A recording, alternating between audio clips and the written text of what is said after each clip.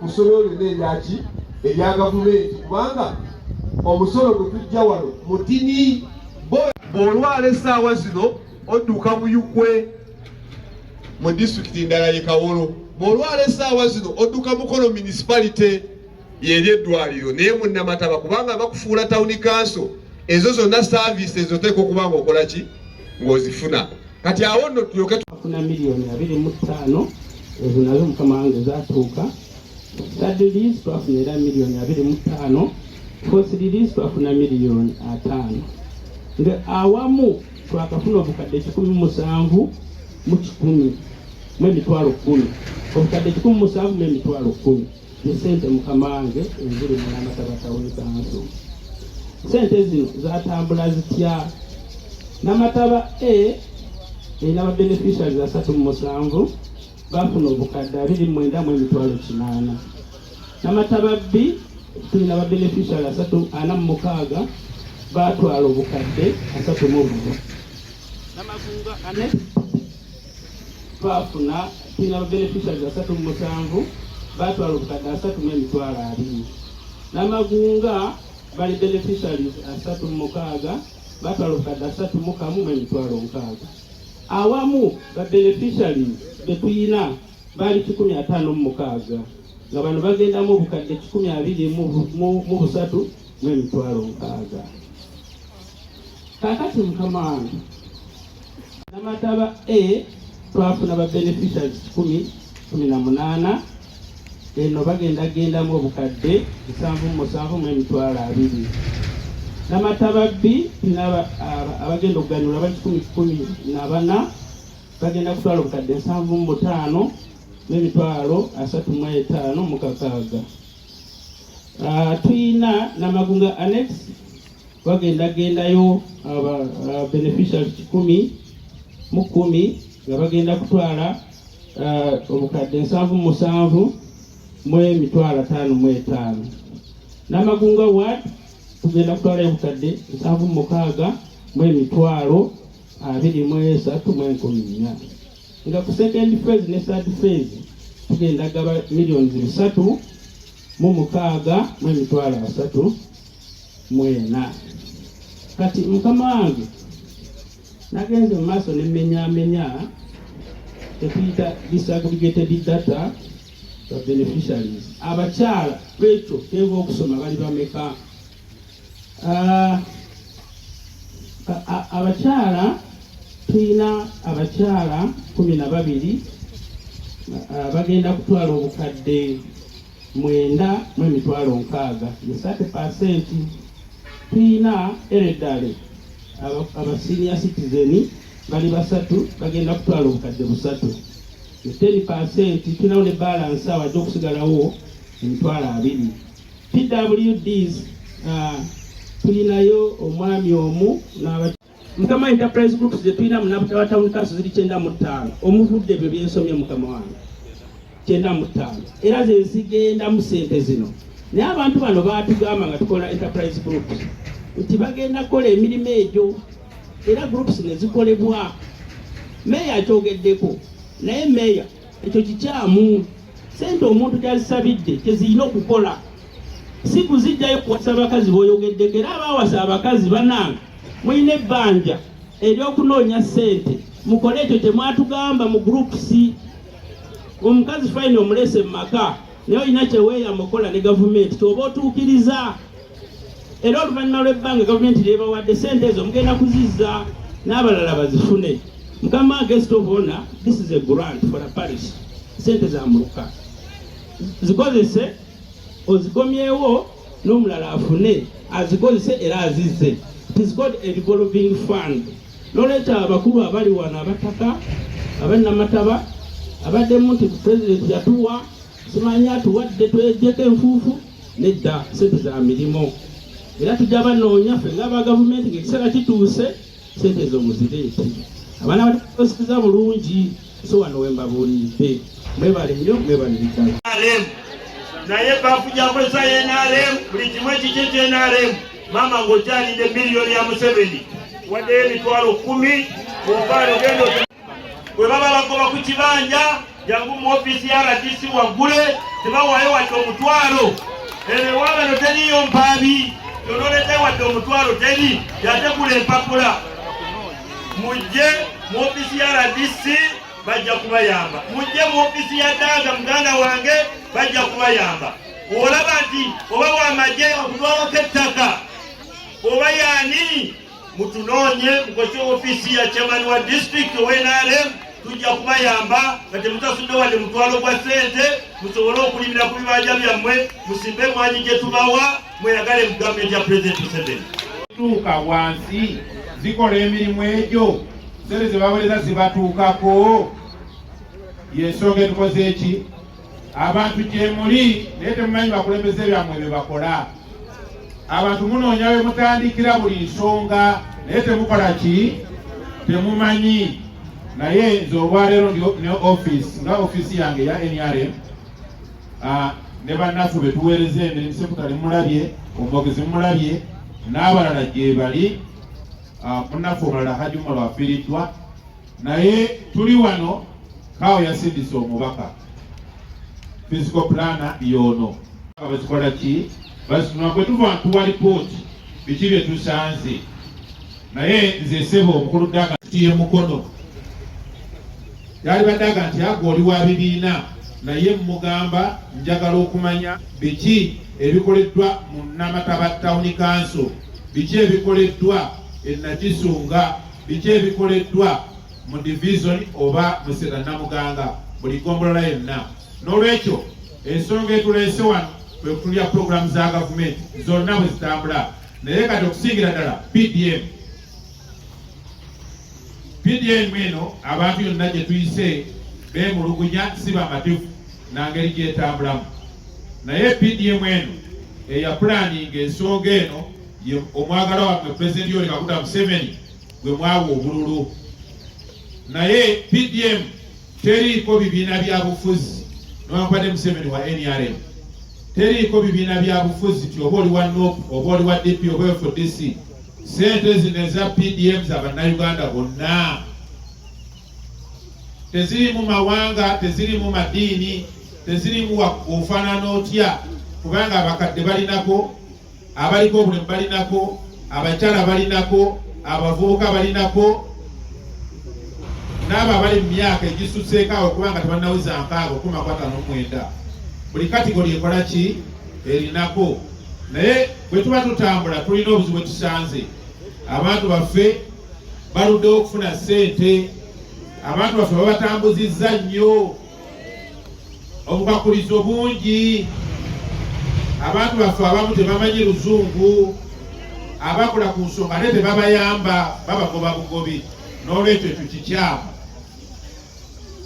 Baparish chief baffe ba town agency bwe mba mukola omulimu guno tubasaba muyambe abantu baffe. Lwaki mulina okubayamba? Kubanga abamu gye bali bakola emirimu gyabwe naye okusoma kwabwe nga kwali kuki newankubadde nga teyasoma.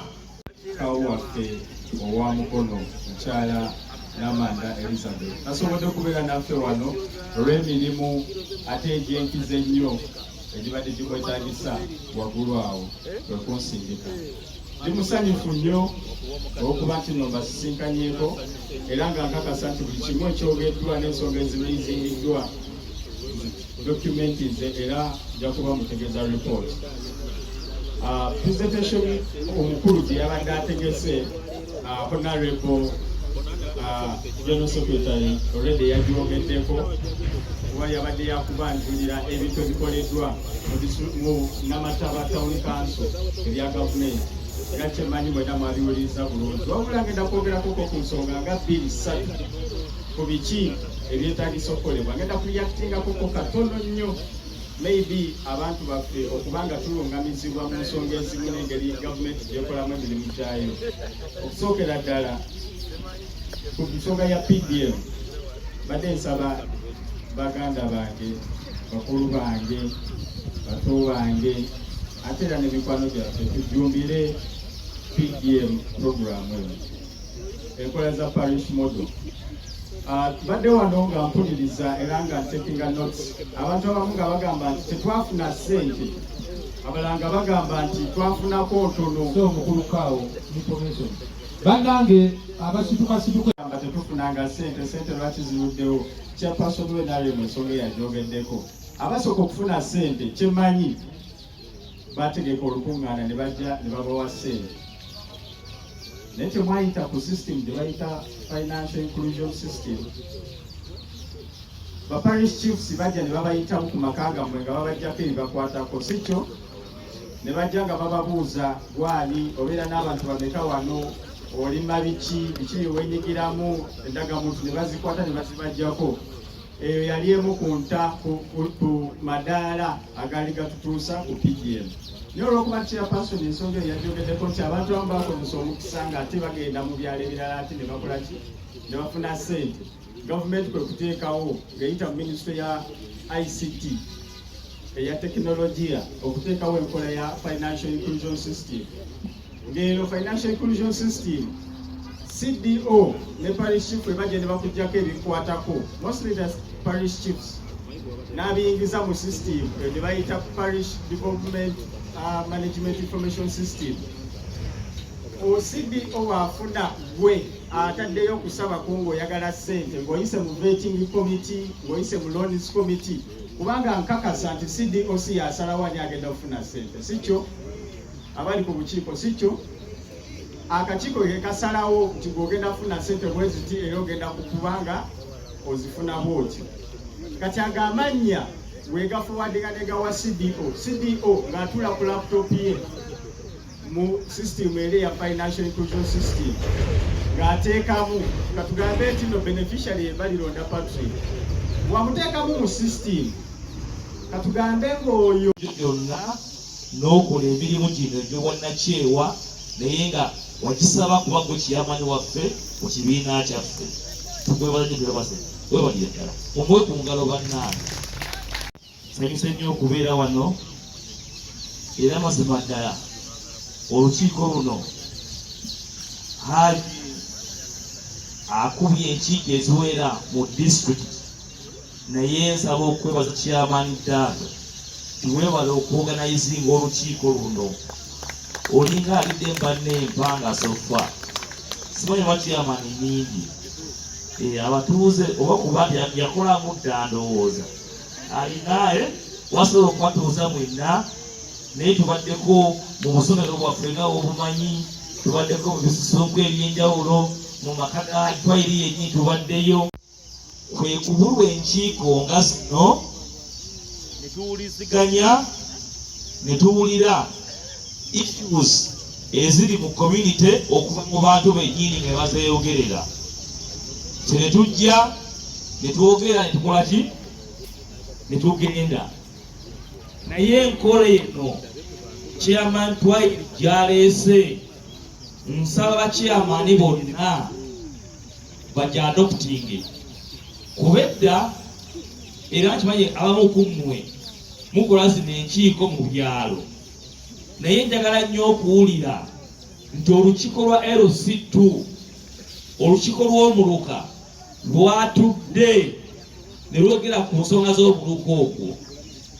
Njagala nnyo okuwulira nti town council yatudde si just ba councillors Chairman Dad, naye abatuuze bano nga batudde ne boogera ku nsonga eziri mu komite yaabwe n'engeri y'okusolovingamu. Kati wano ebizibu ebimu bivuddewo oba bivuddeyo, naye si byonna. Kuba tulina obudde butono obuwulira buli kimu. Kyandibadde kirungi nti otutuuka wano nga already issues ezo zaasituka tuwabuwi answers oba kuwa direction tukole tutya. So nsaba okwebaza chairman era webale kubuna district yonna era n'okusaba chairman Dag ne banne okwongera okussa meetings zino wansi ku ground oba ku grassroots. Nina ebintu byempulidde Namataba ono mubaddemu emirundi giringa ng'esatu. Ogwasooka twalyawo okusomera awo bafuna classroom block njogulidde bagiripotinze kaawo kiriwo ettaka kirina okugikommissioninga naye nga ndoza yaggwa. Then irrigation system gyogeddeko kyalubuulwa eri sayidi zaawo ey'omusirikale waffe oba omwawo naye bagigendako naye nga nabadde njagala nnyo okuziraba ezo system nga ziri ku buli maka ga muntu ayinawo ekibbawo ekiti. System eyo bannange kituufu tugirina ku district kawo ogyogeddeko omuntu awaayo ebitundu 25 byokka gavumenti nekuteerako 75. Bw'oba ofunye pampu ekuba amazzi eya sola n'emidumu ne tanka nga yamitwalo bakugaba miliyoni nga 10 oba 2, gavumenti ekuteerako 75 gwe noyongerako 25. Kozesa Dr. Mukulu wali wa office weeri programu eyo. Mpulidde n'okwemulugunya naddala ekanyogoga ndowooza musanyalaze era nawulira kaawo wawalo tabonekera ne Shamani Daga ne bakasala bageza kuwa street lighting project eyo. Nsaba kaawo osapootinge project eyo kubanga ekyalo ekyo kitulonda nnyo mu kibiina ky'amaanyi okimanyi bulungi. Nandyagadde okulaba nga nakyo kyaka ng'ebirala byonna ebirala oba emyaka byonna emirala era ekyo kifollowing up. Street lighting project nnungi nnyo egoba ababbi abantu baffe bafune obulimu obw'okukola musanyalaze ago. Ekyo nkusaba tukyanguye mangu ddala. Nina n'okwemulugunya Ssebo tawunikira toyireeti y'eka yange eyo ku ssomero eka yanja kaawo tuli mu mwezi gwa 10 nkiwa sente zaayo okuba teyakolaawo temunnaba kuzimalayo kuzimusasula naye eyakola eka yanja y'omukole benkompli tukwakasa nti buli maka gagenda kufuna emiliyoni y'esente naye nga tuyise mu bibiina mwe twegattira. Naye kyenjagala okukubiriza bannayuganda nti sente zino President Museveni azituwadde era yakyasoose ndowooza mu Afirika okuddukirira abantu be abeetaaga obuyambi. Ekyo kyali kyakoma ku mulembe gwa Amini bwe yakwatanga ebizimbe bamaduka g'abayindi n'agagabira abantu be. Naye Pulezidenti alabye obwavu COVID abantu yabanyigiriza, bizinesi zaagwamu ebitege n'asalawo azizza engulu.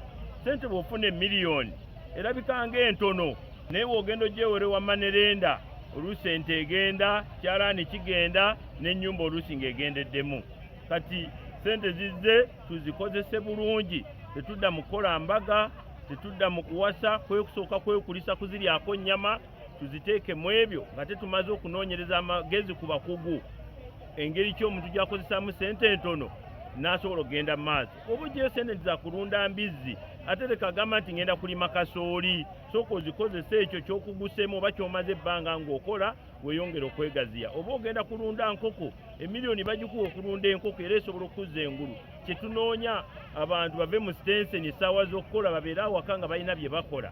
Njagala bakubiriza sente zijja ku masimu gammwe, siza kutambulira kati nti ozinona ku district naye bw'ozifuna leka kube kufuna diversion. Ogende nti ate omukyala yaŋŋambye nina okumwanjula ewaabwe ate wakirika mmale okukyala. Nedda, sente tozitwala mikolo, tebakulimbalimba mu ate ozitutte mu kyaki sooka ziwaako kimu kya 10.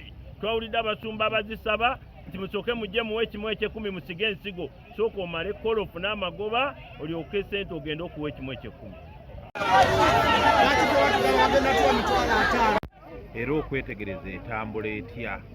N'olwekyo enegombolola oba tawuni kanso ya 6 nze naakatambulamu nsanze ebizibu bitali bimu mu bantu, naye ng'obukulembeze bwe tubeera tukola lipooti ne tuziwa bakama baffe. N'olwekyo byonna bye tusanze nga tebinnaba kutambula bulungi tukola lipooti ne tuziwa mu bakama baffe, era bingi bitandise okukyuka kubanga nze kennyini nga chairman wa district nayogerako ne director wa programu eno Honorable Galabuzi, era ebintu nambuulira tibigenda kukyuka. Kyekyasanzeemu okusomozebwa okuliwo nti waliwo emiruka eminene kati ng'eggombolola eseta Namuganga waliwo omuluka gumu baguyita Namanoga gulina ebyalo 12 ate nga waliwo omuluka gw'osanga gulina ebyalo bisatu. N'olwekyo abantu abo batuuka okuwalirizibwa nga baagala mu muluka ogwo buli omu abe ng'afuna ku ki, ne basanga nga bava ku kiri pulezidenti kye yagamba buli omu alina okufuna miliyoni, baate ne bakola ekyabwe ng'abantu babawa emitwalo 54. N'olwekyo ekyo tukisanze naye tugenze tukitereeza nti omukulembeze w'eggwanga yagamba buli muntu alina kufuna kaki akadde. Era kye tugezaako kutereeza abantu n'okutegeeza kati nganze owa NRM nti ssente zino za bannayuganda bonna, teziriiko bibiina bya bufuzi. Bannaffe abali mu NRM zino pulogulaamu ze balina okwenyigiramu nabo ne basobola okukola ki okufunamu. Naye oba oli wa NUP oba wa FDC oba wa DP oba wa NRM, jangu osabe ssente zino ojja kubanga ozikola ki, kubanga Pulezidenti Museveni bwe yamala okulayira wa bannayuganda bonna. N'olwekyo banna NRM njagala okubakubiriza Pulezidenti Museveni ffe tumuleeta ne tumukwasa obuyinza okulembera bannayuganda bonna. N'olwekyo bw'aba akulembera bannayuganda bonna tasosolamu, bonna baba bafuuse baana, tewabawo baana na byana. N'olwekyo aba NRM abakyalowooza tewaliwo ebijja okubasanga eyo nga byabo ebiri sipesio bya NRM, ebyo tebiriiyo. Bajje benyigire mu zino pulogulaamu zonna eza gavumenti bwe baba basobola okuyita nga basobola okuba nga baganya obwomu. Nze nga chairman wa NRM wa Mukono District nyemerera wano mu Town Council wendi olwaleero nga neebaza Pulezidenti Museveni kubanga eno enkola abatandise okuzifuna ssente baganyuddwa era basanyufu nnyo. Tusaba Pulezidenti Museveni ayongeremu amaanyi ne Katonda ayongere okumuwa obulamu. Abavubuka mbasaba mwenyigire mu mirimu egiri productive, emirimu egibazimba, emirimu egizimba community, egizimba eggwanga, okuliisa abaana bo n'amakaago buvunaanyizibwa bwo. Naye togenda kuyiyiza mu banno. Bw'obanga oyiiya ekyokukola kyoyiyiza mu banno, amateeka g'obubbi gasibira ddala. So abavubuka bonna abenyigira mu bumenyi bw'amateeka ddala obw'okubba, mbasaba actually embalagira ebintu mubiveeko azonga azigwe wano mu Mukono oba mu Uganda yonna. Naye n'ekyokubiri, abatuuze baffe mbasaba bave mu bikolwa ebitwalira amateeka mu ngalo. Kuba ojja kutta omuntu ate gwe yakubye omuntu yakubbye akasimu osisinkane ng'oli mu kkomera emyaka egisukka mu 10. Omuntu waaba ngabbye nga mumusanze ngabbye oba nga mumususpectinga nti mubbi, mukozesa security eri ku kyalo kyammwe oba ku poliisi ebalinaanye mulabe nga mumugulako emisango. Ate ebintu byababbye mbasaba mugende mutwala mu kkooti, mumugoberere mu kkooti, muleme kuleka musango mu kkubo nti omuntu yabbye ne tumukwasa poliisi. Mulina okubeera abajulizi abalungi eri kkooti basobole okumusiba emyaka gye gyonna agimaleyo.